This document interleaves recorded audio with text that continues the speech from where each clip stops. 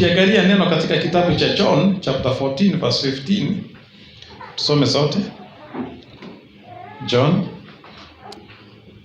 chapter 14 verse 15. Biblia inasema ya kwamba mkinipenda mtazishika amri zangu, mpaka 17. Nami nitamuomba Baba, naye atawapa msaidizi mwingine ili akae nanyi hata milele. Verse 17. Ndiye Roho wa kweli, ambaye ulimwengu hauwezi kumpokea kwa kuwa haumuoni wala hamtabui, bali ninyi mtamtabua, maana anakaa kwenu naye atakuwa ndani yenu. Bwana asifiwe. Haleluya. Roho Mtakatifu, Biblia inasema ya kwamba kupitia kitabu cha Yohana, nami nitamuomba Baba, naye atawapa msaidizi mwingine. Roho Mtakatifu ni kama Yesu. The Holy Spirit is exactly like Jesus. Roho Mtakatifu ni kama Yesu mwenyewe. He does not receive power from God. Unaweza fikiria kwamba hata Roho Mtakatifu anachukua nguvu kwa Mwenyezi Mungu. Roho Mtakatifu ndiye nguvu za Mungu. Bwana asifiwe. The Holy Spirit is the Spirit of truth which proceeds from the Father. Haleluya. Roho Mtakatifu ndiye Roho wa kweli. Huyu ndiye Roho wa kweli ambaye anatoka kwa Baba. Holy Spirit. Ukienda mbinguni hautakuta Mungu hapa na Yesu hapa na Roho Mtakatifu hapa, hautakuta hivyo. Holy Spirit proceeds from the Father. Yaani huwa anatoka ndani ya Baba. Holy Spirit ndiye Baba. He proceeds from the Father. Hallelujah. He is the power of God. He is not less than the Father, nor is he less than Jesus. He proceeds from the Father. Lakini tukiwa hapa duniani huwa tunaona Roho Mtakatifu akiwa kila pahali.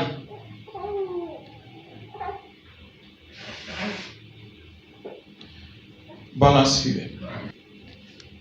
Why is this so? Number one, it is because everywhere you go as a child of God, the Holy Spirit goes with you. Hapa duniani ukiwa kama mtoto wa Mungu, popote uendapo Roho Mtakatifu huenda pamoja na wewe. He goes with you. And his presence rubs upon everything that concerns you. Chochote ambacho kinahusiana na wewe, Roho Mtakatifu ndiye anashughulikia.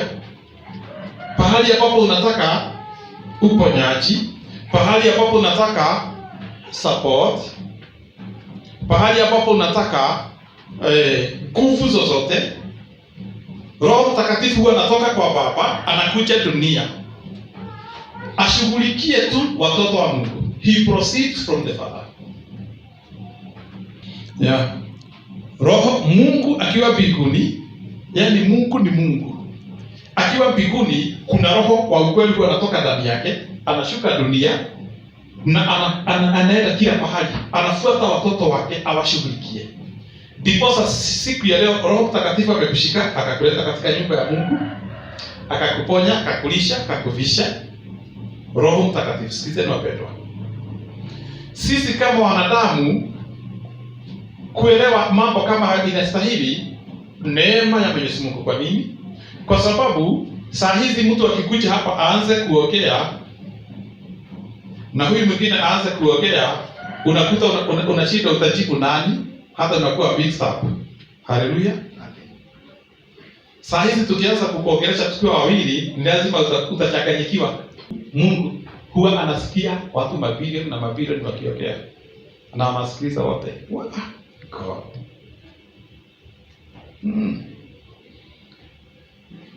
Mungu hata dunia ikiwa na billions za watu wote waanze kuongelesha Mwenyezi Mungu, yeye usikiza wote. Huyo ni kulia analia, huyo ni kucheka anacheka, huyo anaitisha kitu na anasikiza wote vizuri. Mungu ni Mungu. That is why the Holy Spirit of God proceeds from the Father. Nikakita ili akuje asikize na aelewe kila kitu. Holy Spirit. Tukipelekana hivyo utajazwa na Roho Mtakatifu. Ukianza kujua meaning na maana ya kuelewa mambo ya Roho Mtakatifu. Ndiposa tunamuita the third person of the Godhead. Why? Kwa sababu yeye ndiye wa mwisho kuja kwetu. Akikuja kwetu huwa anashughulikia watoto wote wa Mungu. Sasa hebu fikiria Mungu, mtu wa aina hiyo, ya kwamba akiwa hapa spirit yake, your spirit, yani uko hapa kanisani na your spirit inasikia mtoto wako akiwa shule akilia. Utu wako unasikia bwana yako akiwa dhika, yani unamsikiza tu vizuri. Mungu ako hivyo.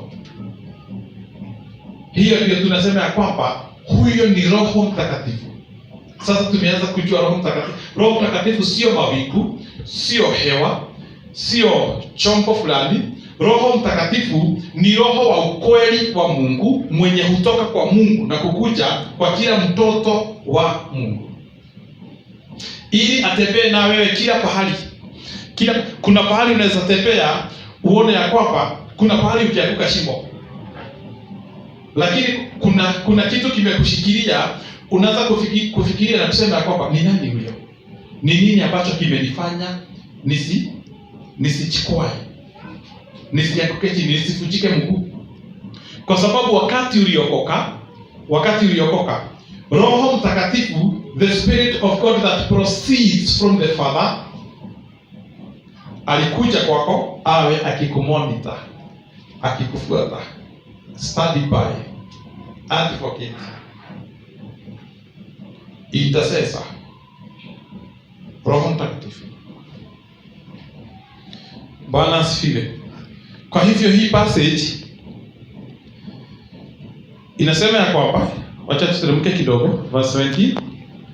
Ndiye Roho wa kweli ambaye ulimwengu hawezi kumpokea kwa kuwa haumuoni wala hamtambui, bali ninyi mnamtambua, maana anakaa kwenu naye atakuwa ndani yenu. Bwana asifiwe. Nataka tusome verse 26. John chapter 14 verse 26.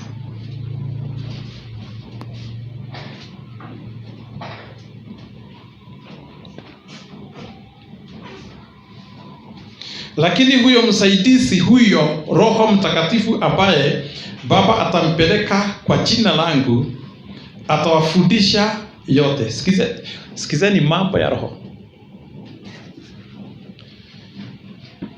But the Comforter, which is the Holy Ghost of the Father, will send, which is the Holy Ghost, whom the Father will send in my name. He shall teach you all things and bring all things to your remembrance, whatsoever I have said unto you.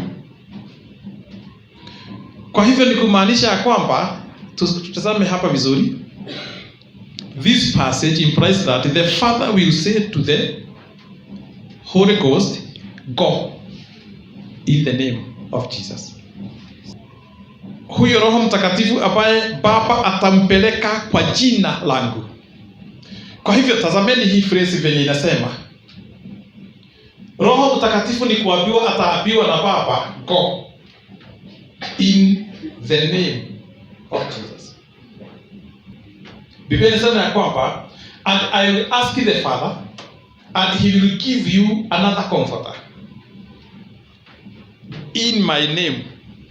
Kwa hivyo Mungu ni kusema, alisema Holy Spirit, go in the name of Jesus, enda kwa niaba, enda kwa jina la Yesu. Kwa nini? Kwa sababu Yesu alikuwa mwanadamu, wapendwa. Yesu hangeweza kuwa anakusikiza kwa sababu alikuwa na mwili na mawazo kama yetu. Kwa hivyo Yesu Kristo alipopanda juu, Roho wa Mungu, kwa sababu Yesu na Roho na Mungu wote ni Mungu, ni mtu mmoja. Sasa Yesu akipanda juu, kwa sababu alikuwa limited, kuna mambo hangeweza kufanya kwa sababu alikuwa na mwili, alikuwa na njaa, alikuwa na tumbo kama yako, macho, masikio. Biblia inasema ya kwamba naye Yesu nitawapa Mwenyezi Mungu, naye atawapatia Yesu Kristo Roho Mtakatifu. Atawapia Roho kwa sababu Yesu amekuja, the one who owns the earth, mwenye amenunua dunia na damu yake, kwa sababu amekuja. Sasa na wewe go, enda kwa jina lake. Wewe sio mwenye umenunua dunia, lakini mwenye amenunua dunia kwa gharama, kwa sababu yeye alikuwa amekuwa limited kwa sababu ya mwili. Now go in the name of Jesus.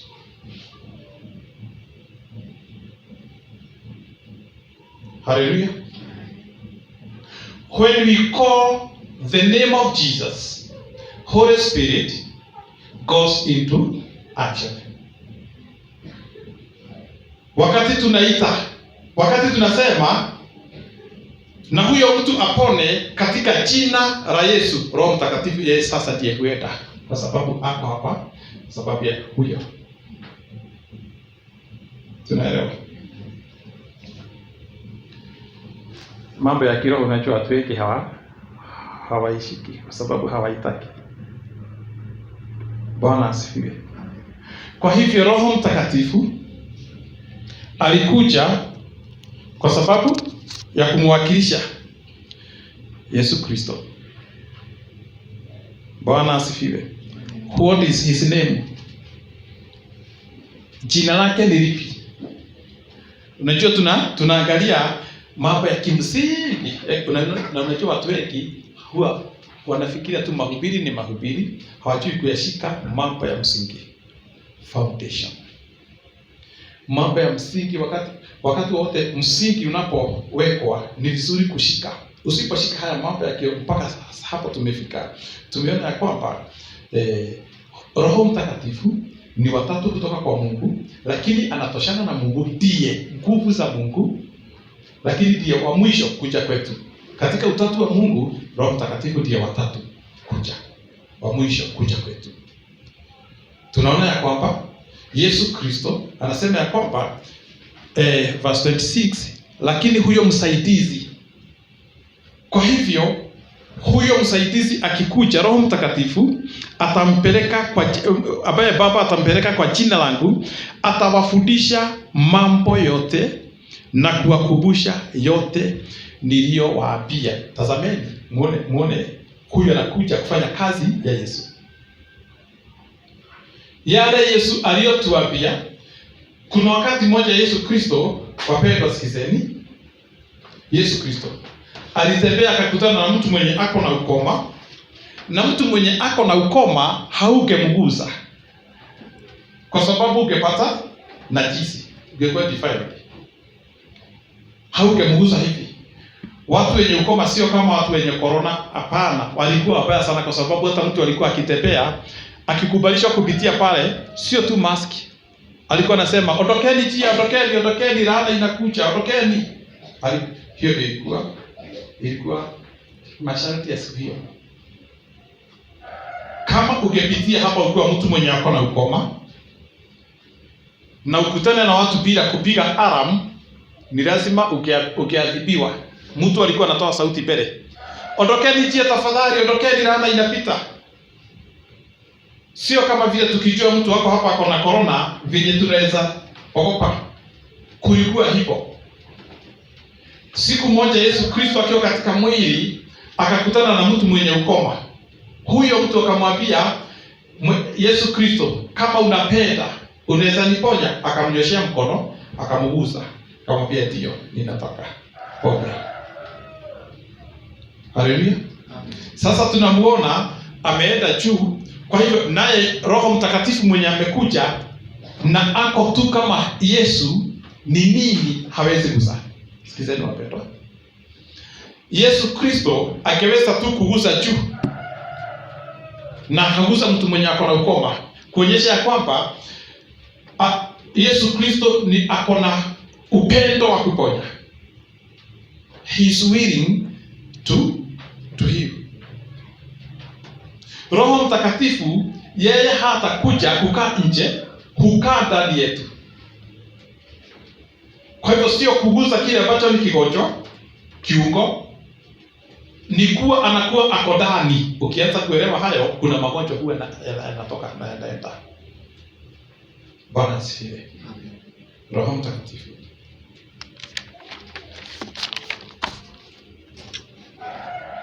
The Holy Spirit was sent by the Father in the name of Jesus. Alitumwa katika jina. Hiyo ilikuwa ninafurahisha sana usiku, nilikuwa ninafikiria kwani hili jina, the wonderful name of Jesus, hili jina mpaka linamfanya Roho Mtakatifu atumwe kwa jina hilo.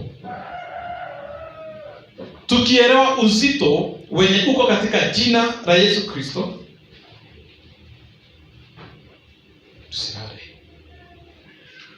Tukielewa uzito na maana ya jina la Yesu Kristo, kuna mambo Roho Mtakatifu itakuwa ni ya urahisi kwake kututetea. Tukielewa maana ya kazi ya Yesu kufa, kusulubiwa, kufa na kuzikwa na kufufuka, tukielewa uzito wenye uko katika jina la Yesu Kristo, Roho Mtakatifu mwenye amekuja kwa jina lake, itakuwa ni rahisi kutimiza mambo ndani yako na ndani yako. Nikiwa na hukumu wa kumuelewa Kristo na kumuelewa yeye ni nani, hata Roho Mtakatifu akiwa ametumwa na aenee kila pahali, bado itakuwa ni ngumu, kwa sababu simjui mwenye jina lake linawakilishwa na Roho Mtakatifu. Haleluya. Kuna kitu tunashika. Kama mwenye amekuja katika jina la huyo, kama simjui hata huyo mwenye jina, huyu mwenye kuwakilisha, atakuwa msaidizi kweli? Ndipo watu wengi hawasaidiwi na Roho Mtakatifu. Hata tukisema receive your healing in the name of Jesus, inakuwa tu ni vigumu, because you don't know the meaning of the name of the wonderful name of Jesus. Lakini siku ya leo, sikizeni wapendwa, Biblia inasema ya kwamba Yesu Kristo alikufia dunia mzima.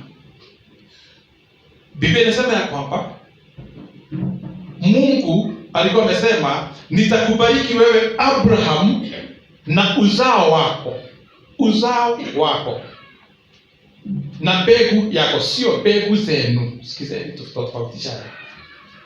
Hii mbegu ni gani? Mbegu ya Abraham ni gani? Ni Yesu Kristo. Sikizeni wapendwa, mbegu ya Abraham ni Yesu Kristo, ambaye alikuja akalipa gharama yote ya dhambi ya dunia. Haleluya. Alipofufuka akanyakua dunia yote ikakuwa yake.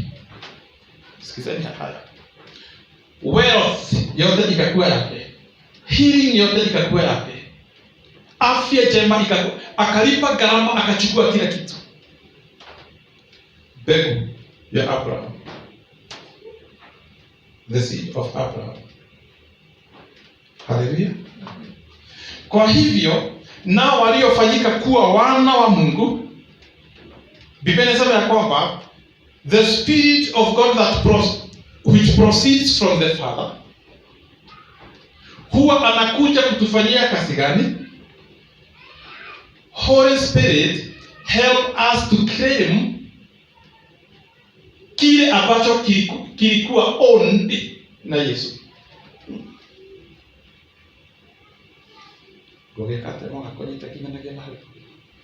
Yesu Kristo alilipa gharama ya magonjwa yako yote, alilipa gharama ya poverty, alilipa laana zote, akalipa zote. Kwa hivyo akainyakuwa dunia. Kazi ya Roho Mtakatifu ni kukuja kukusaidia kuclaim your health, kuclaim your wealth, na kusema ya kwamba yani wewe ni mbariki, na kukuondolea maneno ya kuisha na ufukara. Holy Spirit, Roho Mwothero. Wow. Thank you, Holy Spirit. Hallelujah. Jina lake ni gani? Jina lake ni gani? Yani jina la Roho Mtakatifu, wapendwa, ni lipi? The Holy Spirit doesn't have a name. Tupelekane. His name is not Holy Spirit or Holy Ghost. That's just a description of his person or his character. Roho Mtakatifu inaelezea vile tu yeye alivyo,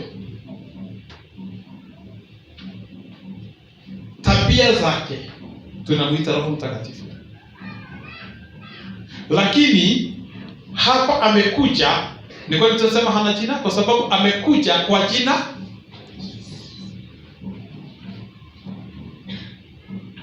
Lakini tuna describewa character yake na nature yake. Holy Spirit. Bwana asifiwe. Holy Spirit is God. Holy Spirit is Jesus. He proceeds from the Father. Anatoka kwa Baba. Bwana asifiwe. When you call the name of Jesus, the Holy Spirit goes into action. Wakati in the name of Jesus, it is the Holy Spirit ambaye anaenda kutenda kitendo. Kwa hivyo tusipoelewa hayo, wakati tunasema kwamba na upokee uponyaji katika jina la Yesu Kristo, ni nani anakuja? Sio Kristo, ni Roho Mtakatifu anakuja. Bwana asifiwe. Roho Mtakatifu, he will have no right to function in the earth the way he does, except if he came in the name of someone that had a right to the earth. Roho Mtakatifu hatakuja ama hangekuja kufanya duniani kama vile anafanya, isipokuwa akuje kwa jina la mtu mwingine mwenye ameown dunia, mwenye akona right ya dunia. Yesu Kristo ndiye akona kibali chaku, ndiye akona right ya mamlaka yote duniani. Kwa hivyo kama Roho Mtakatifu angekuja tu kwa niaba ya mtu mwingine mwenye akona legal grounds za kuoperate dunia. That is why when you call the name of Jesus, Roho Mtakatifu ndiye huenda kutimiza. He is the power of God. Now the Holy Spirit has come to the earth in the name of Jesus. Bwana asifiwe. he is not less powerful than Jesus. In fact, he is the one who empowers Jesus. He is the one who empowered Jesus, Holy Spirit. Yeye ndiye aliweka Yesu nguvu, Roho Mtakatifu. In the book of Acts chapter 10 verse 38, tuone haya mambo ya Roho Mtakatifu. Roho Mtakatifu ni nguvu za Mungu. Kwa hivyo ninapokuwa na Roho Mtakatifu ndani yangu, unasikia uko sawa. Acts chapter 10 verse 38.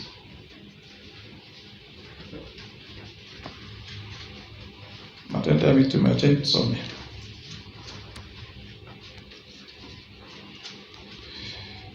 And verse 38.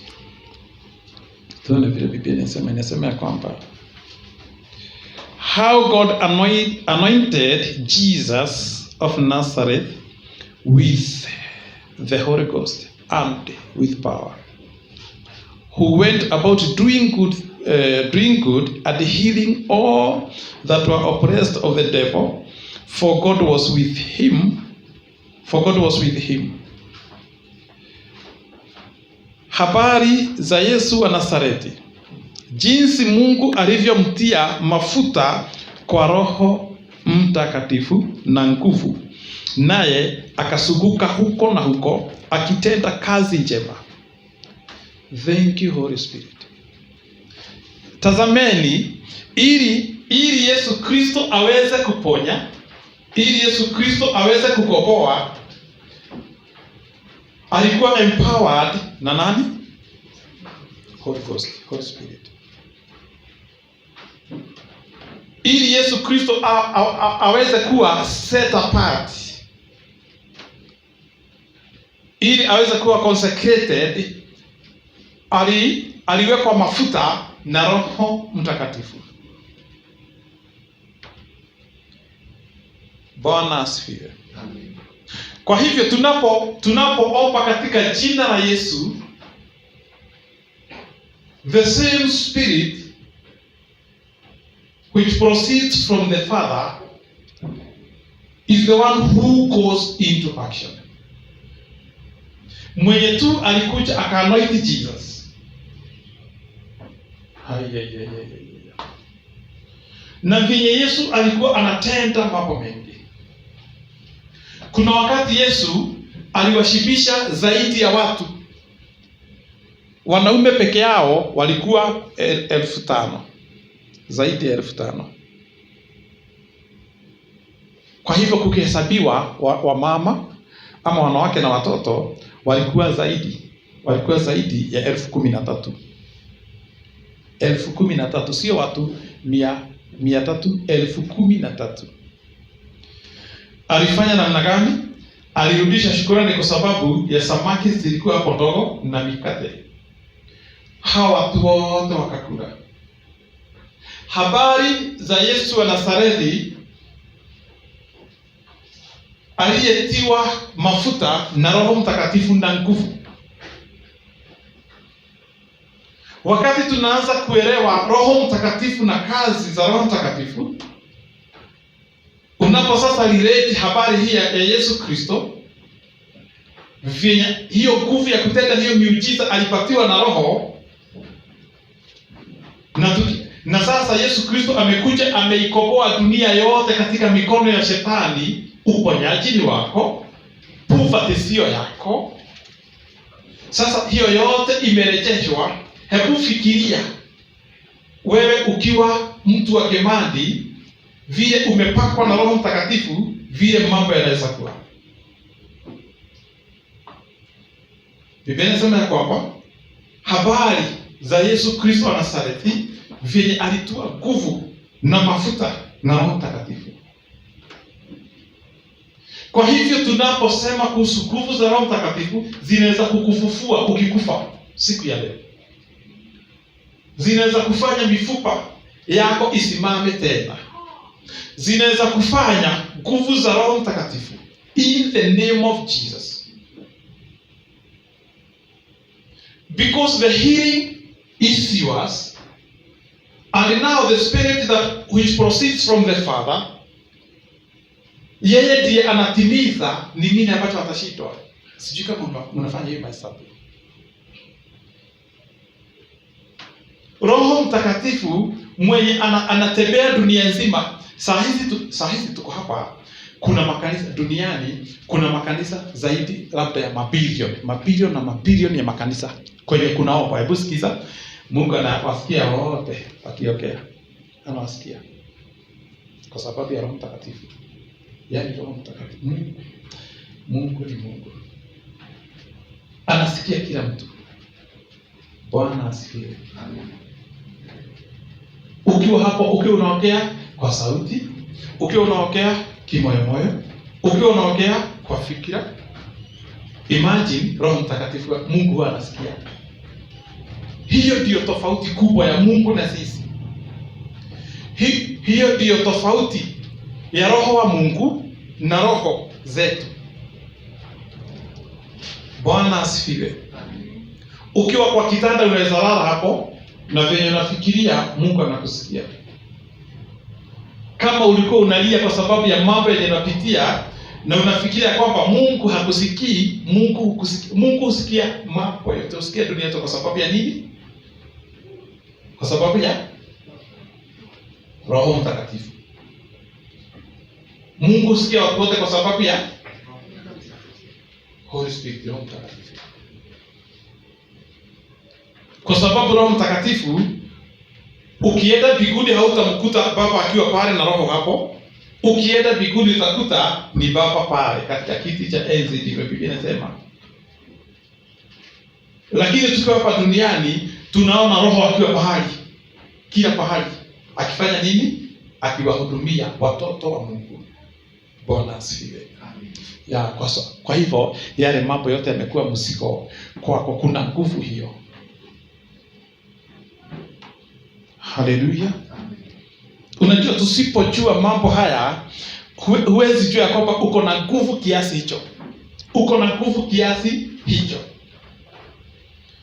Unajua, ndovu ikiwekewa kawaya pale kako na umeme, haijui, ikiguzwa tu kidogo, haijui ya kwamba iko na nguvu kuliko hiyo waya. Huwa inang'oa miti mikubwa, na haijui inaweza enda ing'oe tu mti na ikuje ikiwa imeshika hivi na ing'oe hiyo waya na ipite. Haijui kile kimehifadhiwa ndani yake. Ndani yetu kumehifadhiwa nguvu kupitia nguvu za Roho Mtakatifu. Kuna nguvu nyingi ambazo tuko nazo. Kuna nguvu ambazo hatuwezi ninaweza kukuambia kuhusu nguvu moja tu ambayo uko nayo ili uelewe ni nini ambacho ninakwambia. Unconsciously kuna nguvu ambazo hausielewi. Mkiwa ndani tu yenu hivyo, mkiwa mama, tuseme wa mama, unajua kuna nguvu imehifadhiwa ndani yako na labda haujui kuitumia. Haleluya. Hiyo nguvu ni gani? Suasion power. Suasion power. Hiyo ni nguvu gani? Sikiza. Uko na nguvu ya aina hii.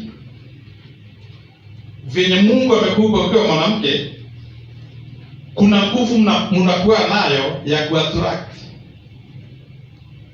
Unaweza kuwa unatembea pale, ukute kuna mama anatembea ama kuna mwanamke anatembea. Lakini kama kuna wanaume 20 ama mwanaume mmoja, yeye hasuki venye ataanguka, anasuka venye anaweza kuja asaidie huyo mama. Nikuondoe hii matope pite. Hiyo nguvu iko ndani yenu. Imagine. Bwana asifiwe. Nguvu ya kuvuta. Unaweza kuta gari ikiwa pale imesimama, ukiwa mzee, gari iko pale barabarani. Ukiwa mzee, ukiwa unangojea watu wanaweza kukusaidia, watu wakiangalia hivi waone ni ndevu, anaona hata washughuli tena wanapita. Anaenda. Lakini washukulie hivi waone tu ni kama mama kaka kwa hiyo gari. Wazee.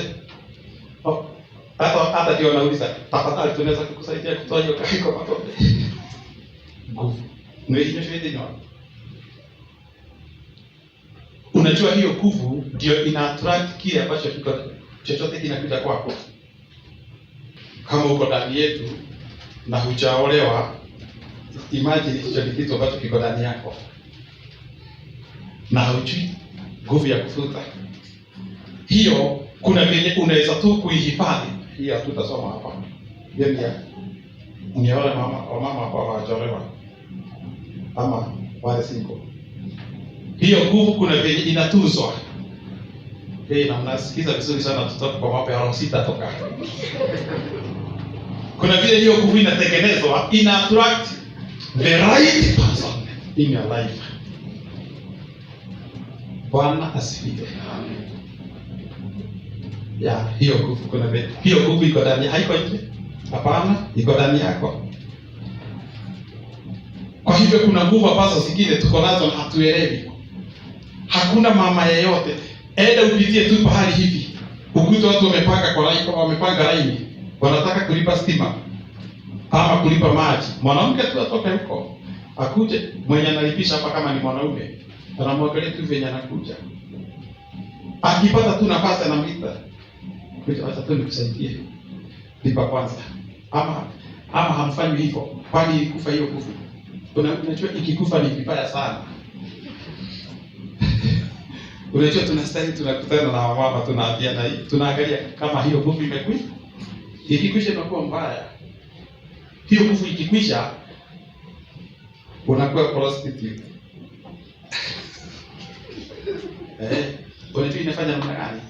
Hiyo nguvu ya kupeteka, nguvu ya yaani ni Mungu aliweka ndani yenu. Nyinyi ni watu wa nguvu, ama nyinyi ni watu wa nguvu. Hiyo nguvu hicho kibali ikiisha, ukiwa kwa nyumba hata kama hujui kutembea, unajaribu kutembea tu kama vile tusiana adili upendwe. Una fake na ile attraction iliisha, kujeni tuwaombee irudi. Wakati ya wetu hata kasauti inabadilisha, ni kufake, hiyo ni prostitution, kwa sababu nguvu hiyo ulishika kuimaintain ya kufanya watu wakupasu. Yaani ukienda pahali watu wanakupasu. Hiyo sio hapa, hiyo ni ya semina. Toshekeni na hiyo. Turudi kwa Roho Mtakatifu. Tuwapigie mama makofi. Na watu.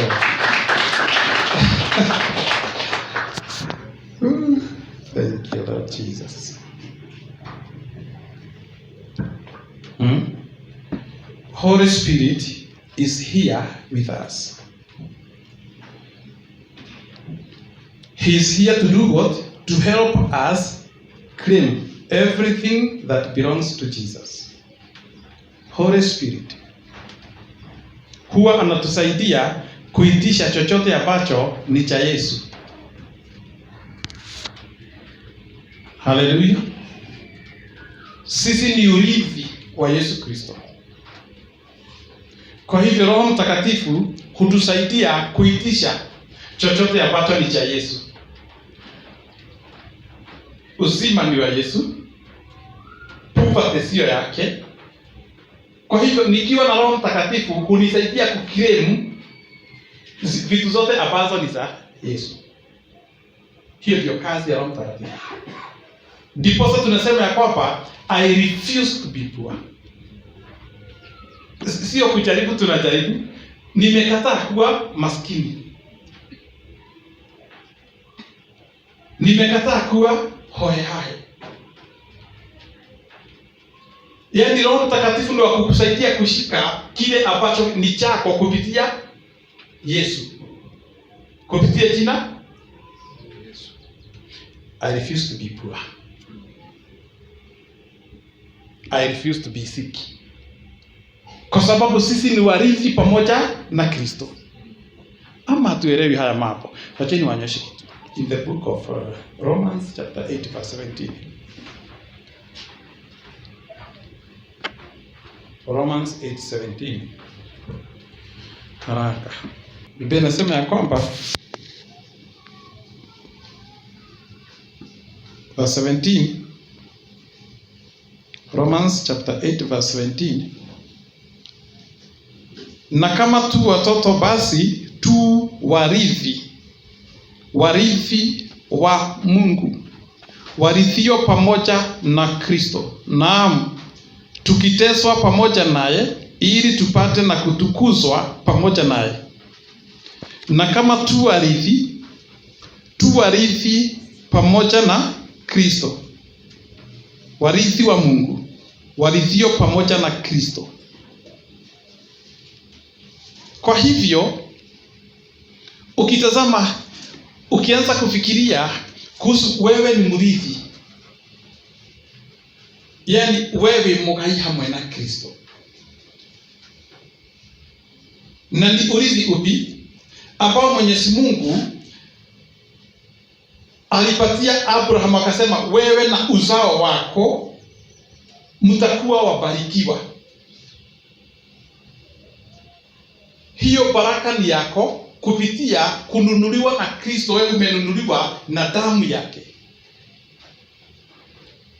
Hawatinagaja, si umenunuliwa na damu. Kwa hivyo wewe ni mbegu ya Abraham, na chochote ambacho Mwenyezi Mungu kupitia Kristo amerithi kutoka dunia, kitu kizuri, amani, utajiri,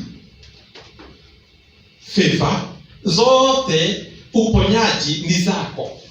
Kazi ya Roho Mtakatifu kukusaidia kuzichukua in the name of the one who did what? Ule warehire thogora waku agikura.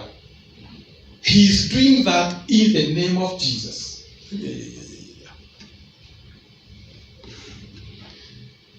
Kwa nini unakaliwa na hicho kitu ambacho kinakukalia? Bwana asifiwe. We are his heirs, joint heir with Christ. Yani warithi pamoja. Hii mambo ya urithi ni vizuri ni yanene kidogo.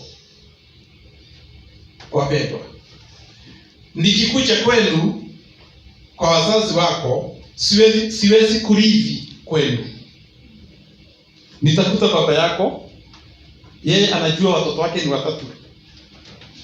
Hao hata kama ako na kashamba kadogo namna gani, huwa anajua ya kwamba haka ni kamtu fulani, hata kama atapata tu pa kukaa itakuwa ni sawa. Ukikuja kwetu ni vile vile. Kurithi ni mtu ambaye ni wa huko. Sasa shika hii ili iweze kukutoa mahali fulani. Mtu hawezi rithi kwa familia isiyo yao. Mpaka hapo tuko pamoja. Biblia inasemaje kuhusu wewe? Verse 17. Penye tunasoma verse 17. Na kama tu watoto basi tu warithi wa Mungu, warithio pamoja na Kristo. Sisi ni wa huko kwa Mungu. Sisi tunahurithi huko. Kile ambacho ni cha Mungu, uponyaji ni wake, good health, wealth, chochote ambacho ni kizuri ni cha Mungu, na sisi ni watoto wa urithi pamoja na Kristo kwake. Uponyaji ni wake. Imagine kila kitu ni chako. Umenyosha ndio toma mbona baba. Umenyosha ndio toma kakothi the next level. Sisi ni warithi. Hata kama tunakupenda namna gani, hata kama unanipenda namna gani kama mchungaji wako, nisikize vizuri. Hata kama unanipenda namna gani, nikikuja kwenu niseme na unajua nini, ni mimi ninakuhubiria Naomi, ni mimi ninakuhubiria huyu, ni mimi nilimbatiza, nimemtayarisha mpaka ataka siku za mwisho ikia mbinguni. Hata nikisema hayo sitakuwa mrithi huko. Bwana asifiwe. Thank you for that. Sitakuwa mrithi. Hata kama ninakupenda aje, hata nikikuja kwa baba yenu atasema ni pasa apikiwe chai na ongezea chapati ama kama ni pili. Kisha ende.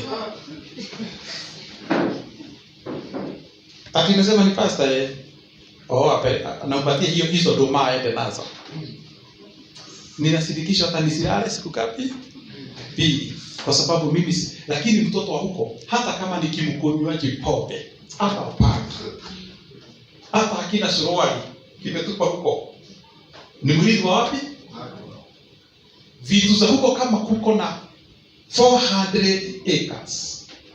Kama kuko na eka 10 zake ako na eka kama 50 akiwa mlevi.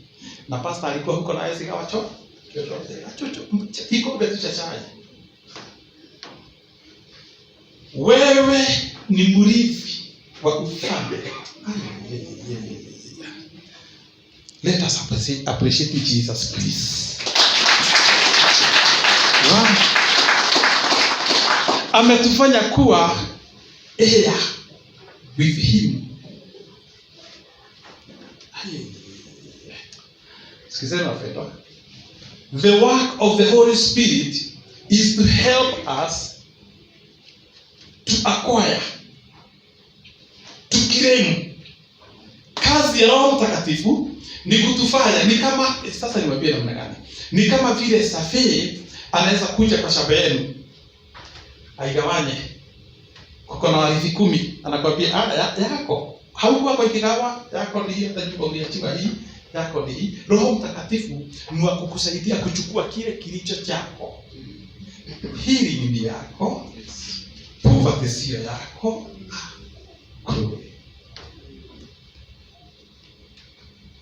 Tumeponywa hivyo. Nikiutali. Kile ambacho huna siku ya leo, hata kama ni mchumba, receive in the name of Jesus. Kama unataka healing, ichukue katika jina la Yesu Kristo. Haule in the mighty name of Jesus. Kama ni familia, ipokee katika jina la Yesu Kristo. Ni yako. Sio kutafuta, sio kugeria. It is yours. The work of the Holy Spirit.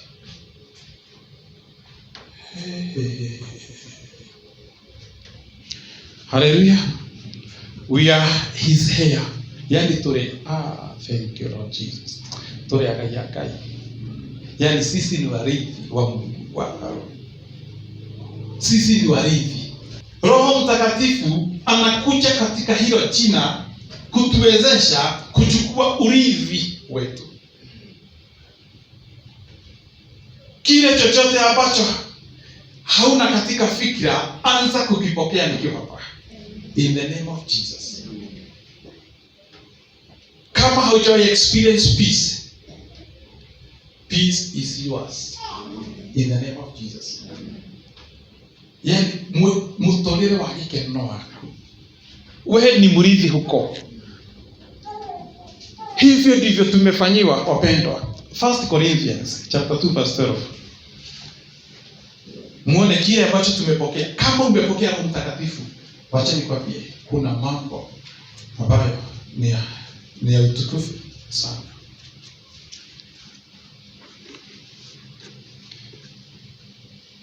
First Corinthians Wakorintho wa pili.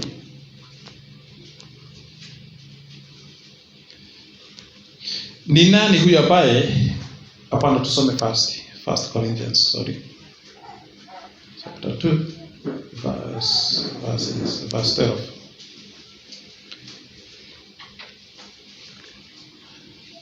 Biblia inasema namna gani? Lakini sisi hatukuipokea roho ya dunia, bali roho atokaye kwa Mungu, makusudi tupate kuyajua tuliyokirimiwa na nani? Mtikwalia. Hebu tusomee kwa Kikuyu tafadhali. Na kwa Kiingereza tushike vizuri. Kama uko na NIV tupatie. Tusomee. Na kwa nguvu.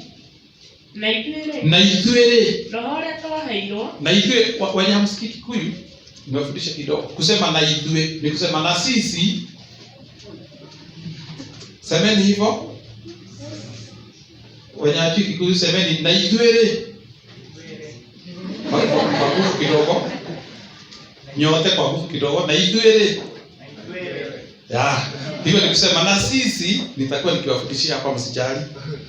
Na idue endelea. Roho mwenye tumepatiwa sio hapa dunia kama wenye uko nao, ulizaliwa nao. Sisi tulipatiwa the spirit which proceeds from the Father. Ili tuweze kujua yale mambo ya Mungu.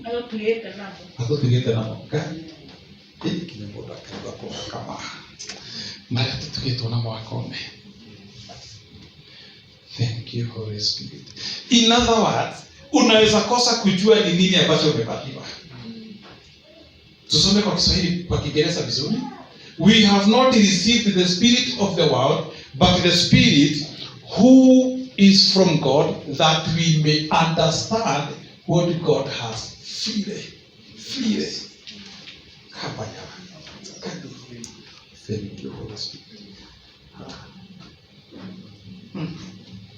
Ni nini ambacho unakaa bila? Kama unatoka Bwana mzuri, chukua ni wako. In the name of Jesus. Ni mimi niliyokuitisha niko hapa. Kile ambacho kuna, receive in the name of Jesus.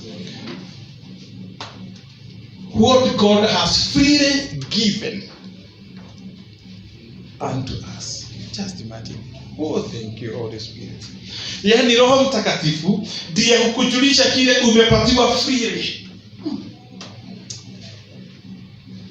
Unajua unaweza kuwa kwenu, wewe ni watoto kama walikuwa wanacheza hapa, hawa Sunday school na wengine, wanaweza kujua ni nini ambacho umewapatia freely. Hata ukimwambia hizo 10 acres ni zako, hata anaweza kukwambia na mimi sitaenda kulima huko. Hata ukimchapa hawezi hata hajui ni nini umempatia kwa hiari. Hallelujah. Kuna vitu Mwenyezi Mungu amekupatia kwa hiari. The work of the Holy Spirit is to help you to claim them. Let us give him a big clap of offering. Bwana asifiwe. Wewe sio mtu wa kukaa kwa ati niko ziratira afya, nikuisha ninaisha. Mimi sitabarikiwa nani? Ni kwa sababu haujui kile umepatiwa freely. Haujui kile ambacho ni chako. Mtoto hata baba yake akikuwa na mabasi ama hizi magari kubwa, mtoto kama huyo ameshikwa pale, hawezi jua ati akitaka kutoka hapa aende Mombasa, anastahili tu aikie akalie tu ajikute Mombasa. Hajui amepatiwa bure. Ile kuna vitu ambazo umepatiwa bure, nisikize, lakini hawezi kuzielewa without the Holy Spirit of Jehovah.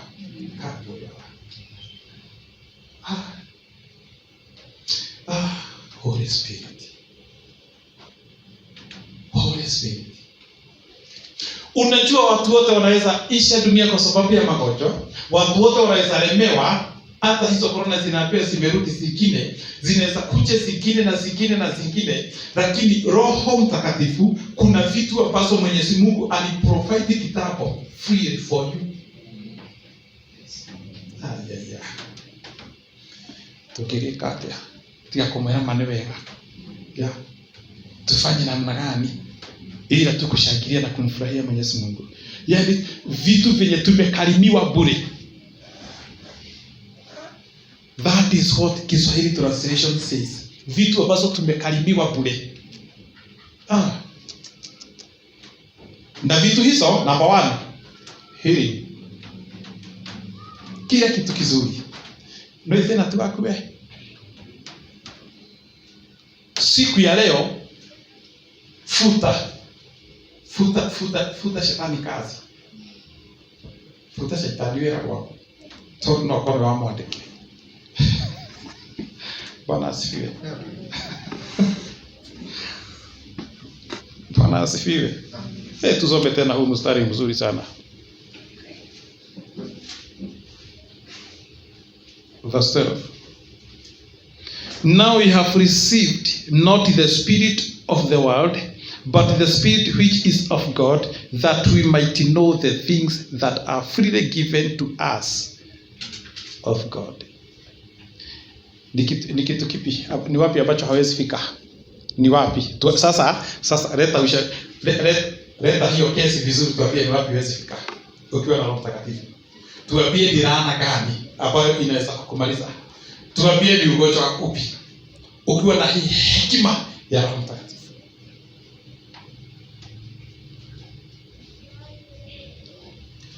Holy Spirit, Holy Spirit, Holy Spirit, I love you. No, Holy Spirit, which proceeds from the Father. Bwana asifiwe. Nikiutari kekulia ni wacha nikuulize tena, ni nini una murithi? Wewe ni murithi wa Mungu. Mugai wewe hajui Kikuyu. Mugai ni kusema murithi. Rudieni hivyo. Na mnasema kwa nguvu, mkisema kwa kwa sitafundisha. Mugai ya murithi. Nyinyi ni warithi pamoja na Kristo. Unajua siwezi kujifanya mrithi kwenu, lakini Kristo damu yake ilitufanya warithi, na mmeamini nyinyi ni watoto wa Mungu. Jueni siku ya leo tukitamatisha mwaka, hakika hakuna kitu ambacho haujapatiwa. Ndio wikaogoika ile. In the name of Jesus. Yeah. Tupige Bwana Yesu makofi na onyesha the book of Galatians chapter 3 verse 19. Tunabarikiwa. Wewe ni koko, wewe sio mtumwa tena. Na kuanzia siku ya leo, Roho Mtakatifu akusaidia kuclaim what is yours in Christ Jesus. Amen.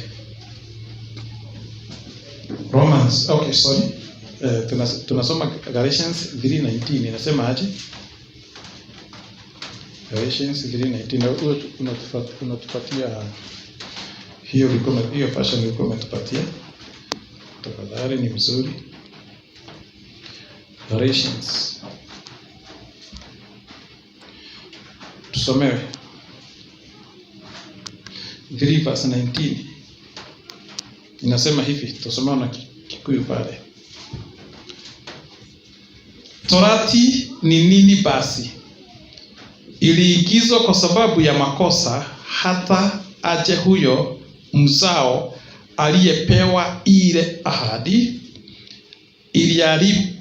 Iliamriwa kwa utumishi wa malaika kwa mkono wa ujumbe. Wow. Here ni powerful. Wherefore then suffereth the law.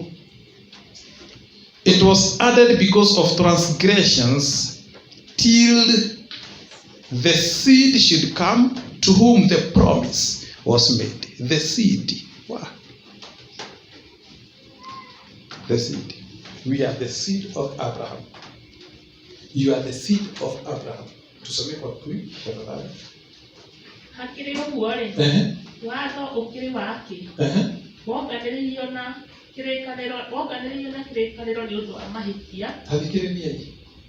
Hakiri uguore, watho no wake.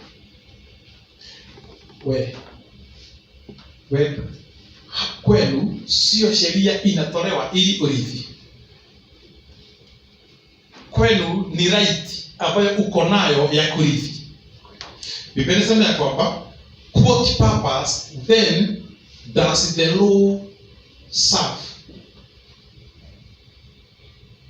Sheria ilikuwa ya nini? Sikizeni hapa, niwafungue macho kidogo. Sheria ilikuwa ni ya kutupeleka kwa ahadi za Mwenyezi Mungu, ndizo Yesu Kristo. Kuna watu wanajaribu kuturudisha chini katika sheria. Wanaweka Holy Speaker pale, wanatopia ni lazima. Sheria ya kwanza inasema, na ni vizuri na ni lazima tuzifuate na tunazijua. Lakini mtoto akiwa kwao hahitaji kufuata sheria fulani ili arithi. Kweli ama si kweli?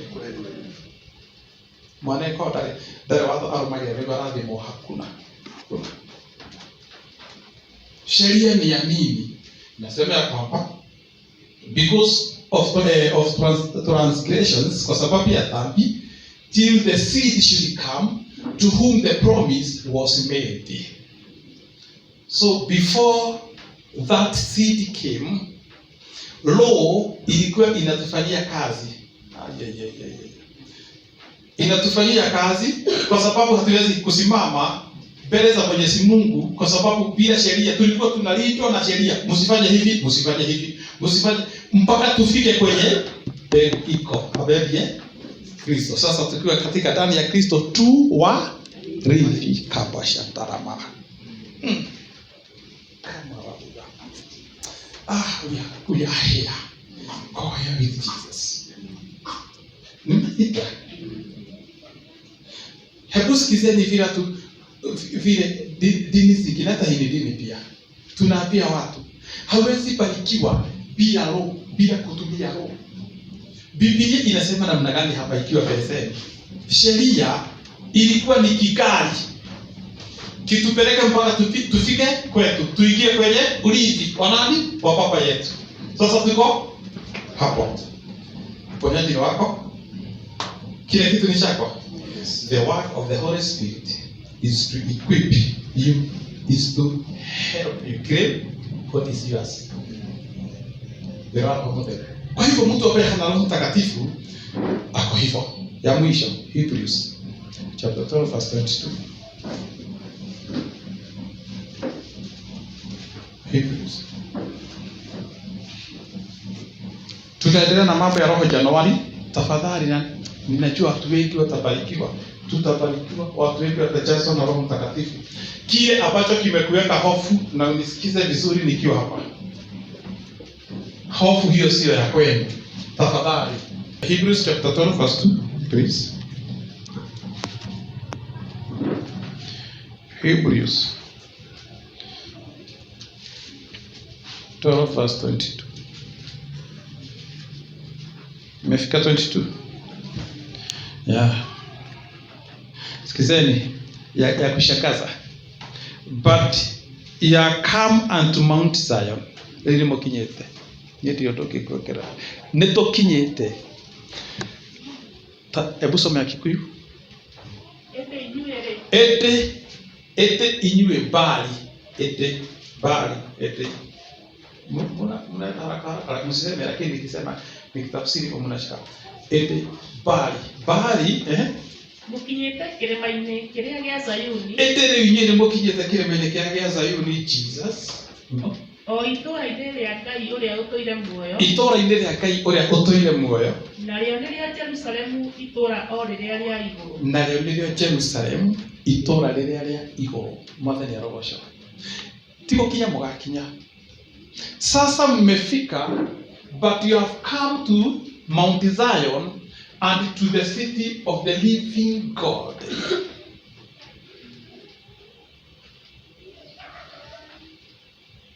I refuse to be poor. Sema hivyo. Nitataka kuwa demofeni. Nimekataa kuwa maskini. Sema hivyo. I refuse to be sick. In the name of Jesus. Yeah. Unasema hivyo ukiwa na ujasiri. Tiko kinya rĩu mũkinyĩte o kĩrĩma-inĩ kĩu arĩrĩo itũũra rĩa Ngai kũrĩa kwĩna ũgai wanyu. Mumefika kwenye mlima wa Mwenyezi Mungu, kwenye mambo yenu yalipo, kwenye urithi wenu uko. Tunapotamatisha huu mwaka, kile ambacho Mwenyezi Mungu alikuhubia dunia hii, usitoke ule mlango bila. Nimekiagiza kikuje kwako, in the name of Jesus. Amen. Kupitia hili neno, in the name of Jesus, receive it.